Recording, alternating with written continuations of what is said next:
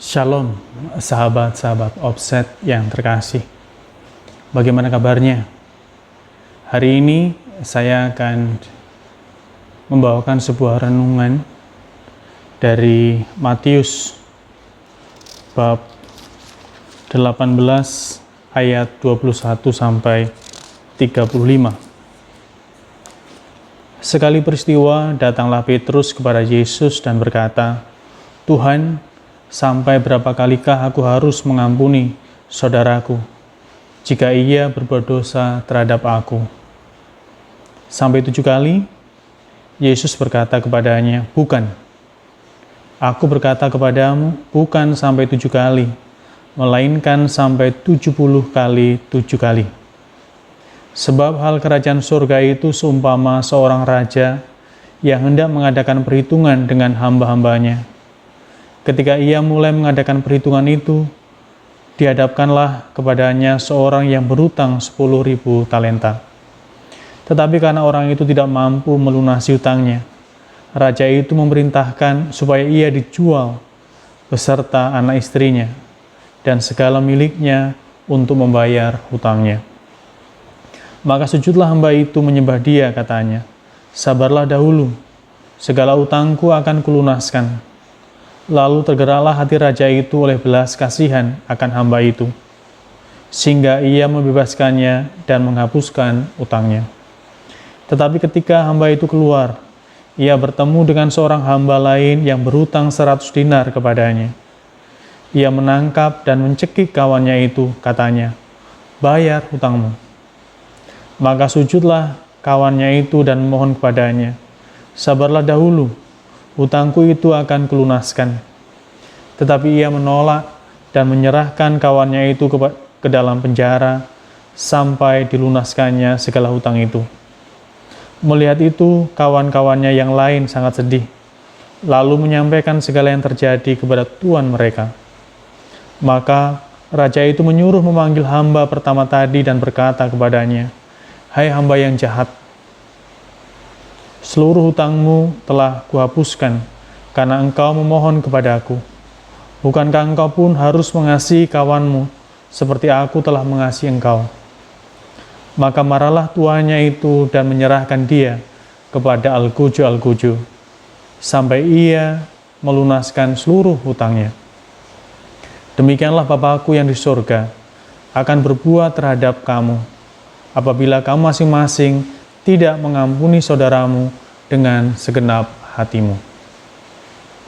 Demikianlah Injil Tuhan. Saudara-saudari yang terkasih di dalam Tuhan, kita mungkin ingat sebuah ungkapan yang terkenal dari salah satu paus kita yang mengatakan melakukan kesalahan adalah sesuatu yang manusiawi. Mengampuni adalah sesuatu yang ilahi. Setiap kali kita mengampuni atau memaafkan orang yang bersalah dan melukai kita, kita sebenarnya mengizinkan yang ilahi mengalahkan kuasa kejahatan. Mengampuni orang yang melukai hidup kita tidaklah mudah. Ini adalah tugas yang sulit. Sebagai contoh, bagaimana kita mengampuni seseorang yang telah membunuh anggota keluarga kita?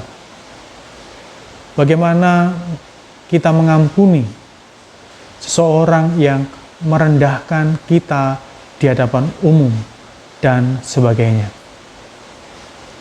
Pengampunan adalah sebuah keutamaan Kristiani yang harus diperjuangkan, diwujudkan dalam tindakan kasih dan perhatian kepada sesama.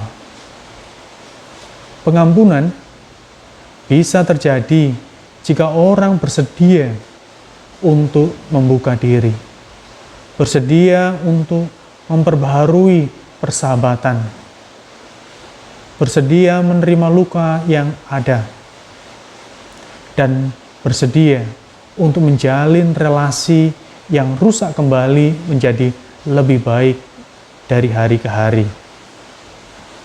Dalam bacaan pertama dari kitab Putra Sirak, kita mendengar bagaimana Putra Sirak menyatakan kepada kita bahwa kita harus mengampuni sesama jika kita ingin Allah mengampuni dosa-dosa kita. Kita harus murah hati jika kita ingin mendapatkan kemurahan dari Allah sendiri.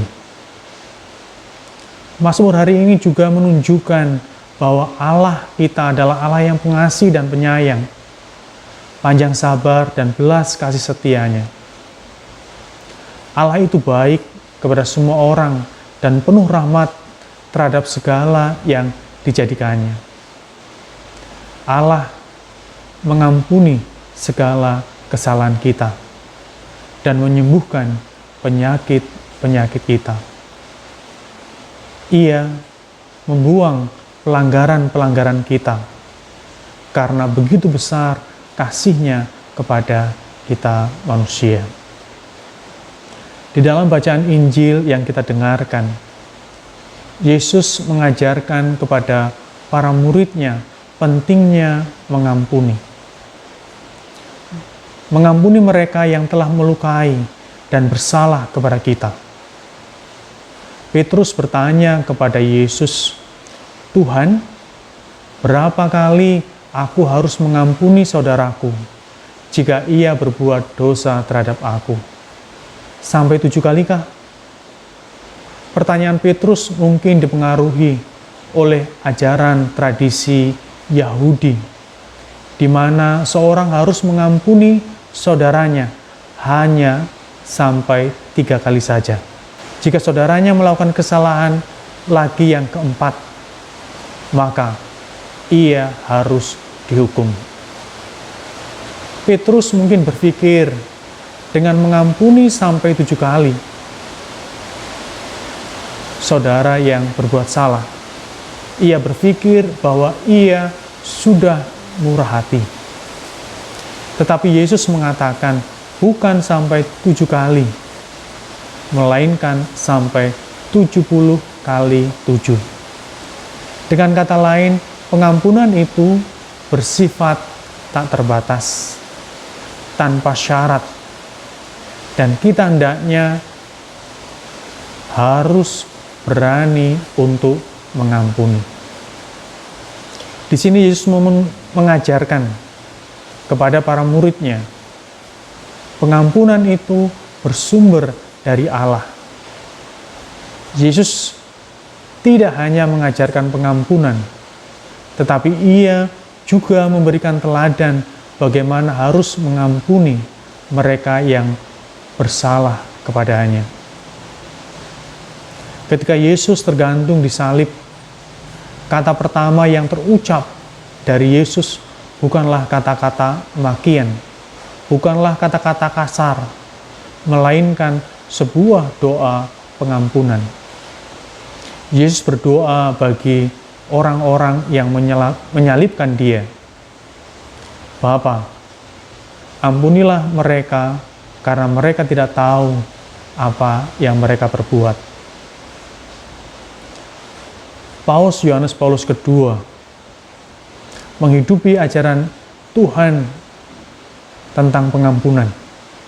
Pada saat ia sedang menyapa umat Katolik yang berada di halaman Santo Petrus, Paus ditembak oleh Mehmet Ali. Paus yang terluka mengampuni Mehmet Ali yang berencana membunuhnya. Tindakan Paus ini menyentuh hidup Mehmet Ali. Paus tidak mengubah hati Mehmet Ali, tetapi Allah yang mengubah hati Mehmet Ali lewat tindakan Paus yang bersedia untuk mengampuni. Saudara-saudari yang terkasih, sebagai pengikut Tuhan, kita diajak untuk bersedia menghayati doa Bapa kami dalam hidup kita sehari-hari. Di mana dalam doa Bapa kami ada suatu ungkapan, ampunilah kesalahan kami seperti kami mengampuni yang bersalah kepada kami. Mengapa kita harus mengampuni sesama yang bersalah kepada kita? Pertama, karena ada seorang penulis mengatakan bahwa semua penyakit bersumber dari ketidakmauan kita untuk mengampuni sesama yang bersalah kepada kita. Sebaliknya, kita akan terbebas dari penyakit kalau kita bersedia mengampuni sesama yang bersalah dan melukai kita. Kita memang tidak dapat mengampuni, karena hanya Allah lah yang dapat mengampuni kita. Artinya apa? Artinya bahwa Allah lah yang mengubah kita, menerima kita, masuk dalam relasinya yang baru. Dan ini merupakan sebuah undangan menjadi satu dengan Allah dan ciptaannya yang baru. Hanya Allah yang dapat mengampuni kita dan menunjukkan kepada kita jalan baru dalam menjalani hidup ini. Kedua, karena dengan mengampuni, kita memperoleh keuntungan yang tidak terhingga. Jika kita mengampuni orang yang bersalah kepada kita, Bapa kita yang di surga akan mengampuni kita. Dan juga dengan mengampuni sesama, kita menjadi instrumen rahmat Allah bagi sesama. Dan menolong mereka menjadi pribadi yang lebih baik dari hari ke hari. Mari, saudara-saudari yang terkasih, kita mohon rahmat Allah agar kita dimampukan untuk mengampuni sesama yang bersalah kepada kita. Tuhan memberkati.